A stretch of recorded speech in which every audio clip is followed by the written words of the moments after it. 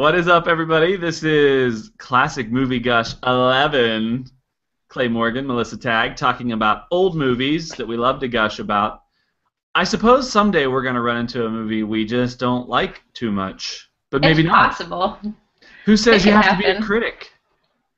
Right. Yeah. We're certainly not going to bash tonight's movie, are we? Not at all. It's going to be classic Ah, gushing I might have a tonight. little bash. On the No, ending? no. Oh, okay. Okay. Let's talk about it. Mr. Smith. Now I'm curious. Mr. Smith Goes to Washington. 1939. Mm-hmm. Now, you brought up a very good point. What more relevant time could there be to talk about this film than working through and coming on the heels of the government shutdown and Yeah. dysfunctional politics in America? Yeah, seriously. Basically, if Jimmy Stewart was a real politician today, things might be a lot better for us. And not just Jimmy Stewart, but in the movie, the guy who plays the president of the Senate, he needs to be a real politician too. Isn't he great? He's great. Played I by did. Harry Carey. That's Harry Carey? Mm-hmm. I didn't even look him up. I Yep. totally like that character. Okay, it is now time for Melissa Tagg to tell you what this movie is about. Go. Okay, I will tell you what this movie is about. It is about a guy played by Jimmy Stewart named Jefferson Smith, and he is just kind of this down-home country boy. He does stuff with what is called the Boy Rangers. Just a little side note, they wanted to use the Boy Scouts for this movie, but the actual Boy Scouts people, whoever's in charge, said no. So it's called the Boy Rangers. He works for them, I believe. And he is tapped by the governor of his state. They do not actually name the state, but he is tapped to take the seat of a senator that has died. And basically, other people in the Senate, another big senator from his state, want him to kind of be this puppet politician and do whatever they want. He gets to the Senate, and he's also really patriotic, and he loves everything about Washington, D.C., and he's so excited to be in the Senate. But once he gets there, he kind of starts to experience some of the undersides of the political life and starts to get a little bit too into his role as a senator. And so the big political machine tries to shut him down. And yeah, that's kind of the basics of the story. He ends up filibustering at the end. It's like a 20-30 minute scene of him standing up and refusing to give up the floor, and it's so great. I love it. This is a movie that builds and builds. Yes. I would say it's a little slow at the beginning. A little Well, slow. Okay, here's the deal. Jimmy Stewart is masterful, okay? And he did not win the Academy Award. When we talked about the Philadelphia Story, we mentioned that a lot of people said he was kind of getting an Academy Award for Yep. Mr. Smith Goes to Washington a year late. By the way, 1939 was also Gone with the Wind year. Clark Gable didn't win the Best Actor either. Do you know who won the 1939 Best Actor Award? No. I I don't think had to so. look it up because I was curious. It was for a movie called Goodbye, Mr. Chips, and Oh it yeah. is his name Robert Donat? I don't even know how to say it. D-O-N-A-T. Yeah, I don't know. We'll eventually have to watch that film. So Jimmy Stewart, Okay. he plays this, like you said, real folksy kind of aw shucks, golly gee whiz, patriotic guy, and we should add that this is a Frank Capra film. Yes. So there are a lot of players that you'll recognize from another Capra story, which we're going to talk about in a few weeks. It's a Wonderful Life. Yay. Interestingly, Beulah Bondi plays his mother in both films. She actually plays his mom in 5 different things. That's 4 great. movies and a TV show. Yep. I was looking at the Senate Majority Leader, and I was like, is that Mr. Gower from It's a Wonderful Life? Yes. And it Yes. is Old Man Gower. So it's Yep. kind of neat. You always see the same characters, but when they're in such big films multiple times, that's interesting. Mm. And Mhm. one of the other things that I found that was consistently used in this movie is Old Lang Syne. I don't know what Frank Yes, Capra. yes. You really like that song. Oh my goodness, I hate that song, and it's great in It's a Wonderful Life. And here he used it again, and you know, Yeah. it was a little too hokey for me in the first 30 minutes of Mr. Smith Goes to Washington. I had seen it Trying to before. Yeah. I'm trying to remember when they sing that song. It is towards the beginning, isn't it? When he's accepting the nomination and all Yeah, the boys okay, come in okay. and there's Yeah. there's just a bunch of, so I'm saying this because I suspect that if somebody sits down to watch this in 2013, they might be thinking in the first 30 minutes this isn't for them. Why? Yeah. It's just a little too hokey, Mhm. or they don't. But it sets up the fact of just how pure and innocent this character is. So when he goes to work in Washington, D.C., specifically in the Senate, it really stands out. Mhm. He really stands out. Yeah. He's really great. So you know those kids that come in when they're singing that song, and Yeah. some of them play the governor's kids at the beginning. Those kids are part of a family called the Watsons, I believe. There were like 6 boys and 3 girls, I think, and they're in a ton of old movies. Oh, wow. So all those little kids that you see at the beginning doing stuff, watch any other movie from the 30s and 40s, and it probably has one of those kids. And the youngest of those kids is not from that Watson family. He's a totally different kid. That he plays one of George Bailey's sons in It's a Wonderful Life. His name is Okay. like Larry Sims, I think. So, Interesting. so if you are kind of bored by the hokiness in the beginning, you can start spotting child actors. That's kind of fun. Now, I don't say that I don't like Stewart's performance, and one of my favorite early scenes. So he shows up in D.C. and he's just captivated by all of the Yeah. scenery, and he ends up at the Lincoln Memorial. And I Mhm. love seeing Jimmy Stewart at the Lincoln Memorial. It's like a national treasure at a national Mhm. treasure. Yeah, really. To look at that, it anchors you so much in a place and time.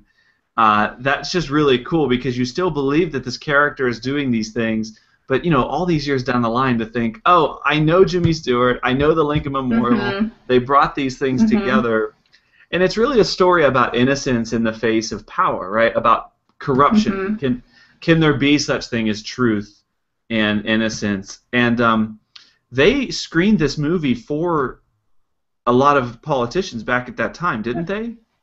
Yeah, and according to Frank Capra, the politicians hated it, and some of them walked out on it. And Why? not only because really it shows corrupt politicians in the movie. I mean, a Makes me lot of sad. It the looks like bad. yeah, it makes them look like they're all basically involved in shady deals, and that all they care about is their shady deals and not the good of the people.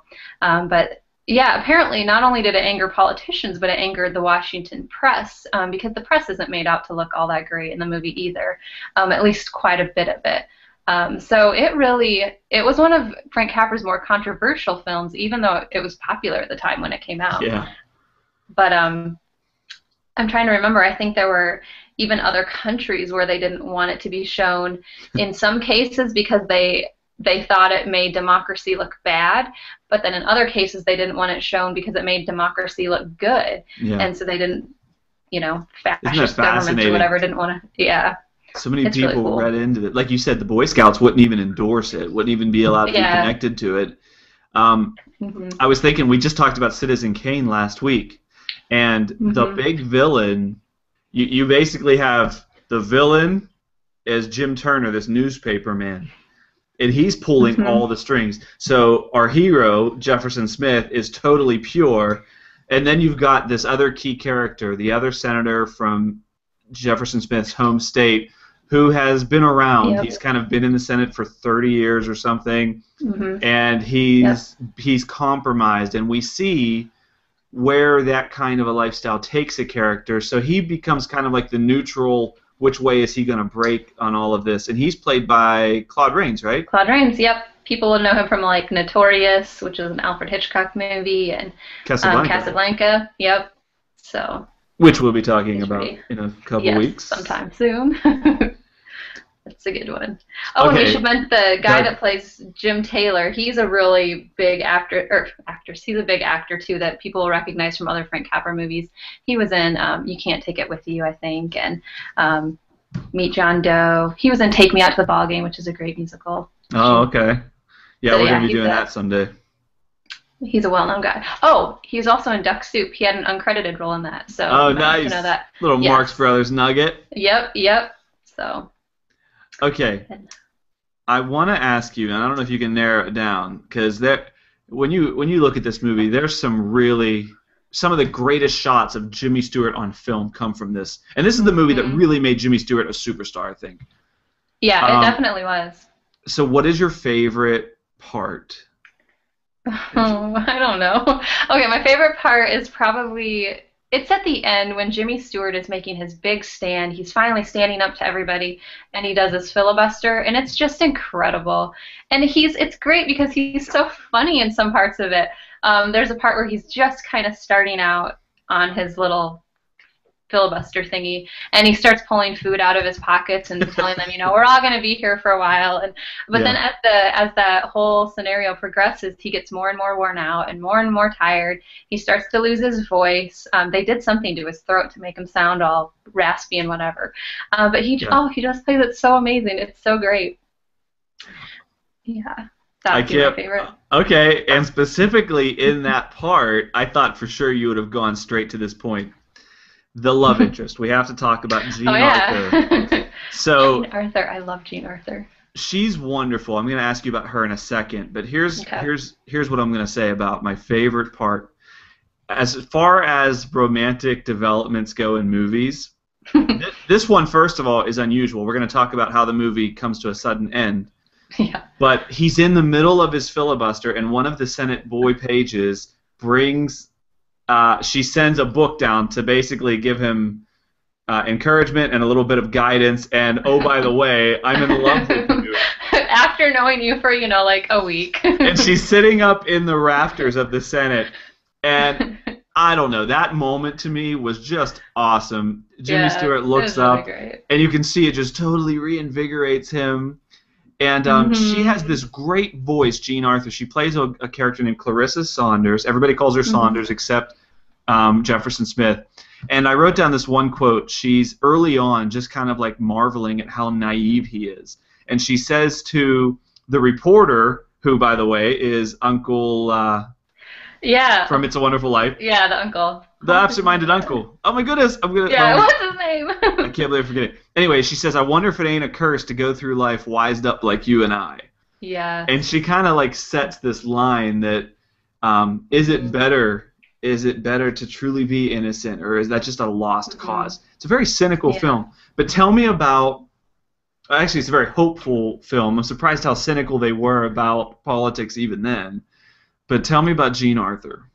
Okay, I think Jean Arthur is so amazing. I think she's so cool, and I don't understand why more people don't talk about her. She was like the main screwball comedy actress of the 1930s and 40s, but she has such a cool story because she worked to get where she was. She started out as just kind of a bit actress in Hollywood movies that were still silent, and she was in like dozens and dozens. There was like a 2 year period where she was in 25, 30 movies. But as soon as film moved to talking, she thought she had too throaty of a voice, and she tried doing a few different roles, but she didn't do well at all. And so she was basically told, look, there's no place for you in movies, go try Broadway. And so she went to Broadway and she found her voice, she got confident, she started getting more and more attention, and she finally went back to Hollywood, got a contract from Columbia, and started doing really well again. But she's so funny, and like it's like once she found her place as a funny actress, it was really great. Um, and just a really random fun fact about her: her actual name is like Gladys Green or something like that, and she got her stage name Jean Arthur because she loves Joan of Arc and King Arthur. So that's how she came. Interesting. That's how she came up with Jean Arthur. I admit, I was watching this movie again, and I couldn't stop thinking about why I didn't know more about her. She has a great Mhm. voice; it's really Mhm. distinct, and Yeah. I think we need to find a little more Jean Arthur. Yeah. It is an interesting thing, and so let's bring up that point that I mentioned. Typically, at the end of a film like this, you might expect there to be a big moment where there's like kind of like the kiss to Mhm. consummate the love happening. They just fell in love, or like it doesn't happen though. Um, No, it doesn't at all. and do you think the movie ends too abruptly? Well, I think it definitely ends abruptly. I would love like 2 more minutes at the end. And I don't understand why they couldn't do this. They actually had a longer ending where it went back to Jefferson Smith's hometown and he's there with Jean Arthur and there's like a parade in his honor. And then he goes and he sees Senator Payne and forgives Senator Payne. This is the senator that had kind of turned on him a little bit. A little bit. Well, kind of a lot. And then and then and then he also went back and saw his mom too in that ending. And the movie, as it is now, it's like two hours long, I think. So with that, who knows? It was maybe another half an hour. But basically, can I just go ahead and say how it ends? Oh, for sure. We're good. Okay. It ends with Jimmy Stewart passed out and everybody else in a frenzy and excited. And Senator Payne has just admitted to everybody all the stuff that he did wrong. But that's it. You never get to see Jean Arthur and Jimmy Stewart together. You never even get to see Jimmy Stewart like come back to consciousness. You know, it's Yeah, happy. that's weird. It's happy. It's just really, really, really abrupt. So. And I guess that's why. I mean, I liked the moment when it happened when he looked up and saw her kind of falling in love. Yeah. But man, you realize, well, that was really it. That's all we're gonna see of that. Yeah, that's it. But I would say this. It is balanced because the movie also begins abruptly. It's kind of like there's not a slow fade in and a long establishing shot up a driveway. The movie starts and bam, you've got a reporter on the phone saying the senator's dead, the senator's dead, and it's right into this frenzy activity of who's going to be the replacement, which is where Jefferson Smith, Jimmy Stewart doesn't even appear in the film for a few minutes. No. But there is kind of a balance in the way it's like boom, boom, beginning and end. And I guess Capra did that intentionally. As I was watching this, I was thinking, as terrible as this political machine is, and as bad as really this like William Randolph Hearst character is, it's just like Citizen Kane, this Jim Turner guy. Senator Payne. He kind of is more suited probably to politics for sure because he basically has this one encounter with Jefferson Smith and he says, I know you want everything to be positive and idealistic, but I had to make a decision when I came here. And what I did was made a compromise so that I could make 1,000 good decisions for the people. And up until that point, I'm kind of on board with him. I think that's kind of how it works. But then they turn on Jefferson Smith, and it's like this just ultimate betrayal breaks his heart. Yeah, it's really sad. And that's why you kind of sense that, like, Claude Rains' character, he really is the key. Is he going to come out and finally do what is right? You don't really know. You suspect that this work by this young senator isn't in vain, but you don't really know how it's going to turn out. And the performance is masterful. I mean, it's good. So good. The first half of the movie, Jimmy Stewart's good. The second half of the movie, I would say he's great. And he gargled with this mixture. I just read his biography not long ago. I don't know if it was just salt water and something else, but it was this real terrible, like, messed up his voice so he could sound like he'd been talking for 24 straight hours. Yeah. Oh, I thought he was so good for this character. There's one of my favorite things about this movie and about his character is near the beginning of the movie when he's first going to Washington and he's with Senator Payne and they're talking about how Senator Payne knew Jimmy Stewart's father, his character's father. And they're talking about how Jimmy Stewart's father always loved to champion lost causes. And Jimmy Stewart says this line, I'm not going to get it right, but he says something like, I guess my dad just believe, or I guess that you just can't do that much when you're one man against a big machine. And they're talking about Jimmy Stewart's father. Jimmy Stewart's father in the movie was killed because he went up against the mafia, I think. Oh, yeah. And so basically that's the lie that Jimmy Stewart believes at the beginning of the movie. His character believes one man can't go up against a huge machine of people. And then by the end of the movie, he's the one man and he's doing that and he's fighting for a lost cause. And it's so great. That's a great point. I love it. That reminds me, so he's in the middle of his filibuster, and this political machine has been shutting down all the news reports. And so finally, after like all of these hours in, they bring in, they say 50,000 telegrams have come in, and we're just going to prove to you that your work has done nothing. And they bring in wastebasket after wastebasket filled with these telegrams.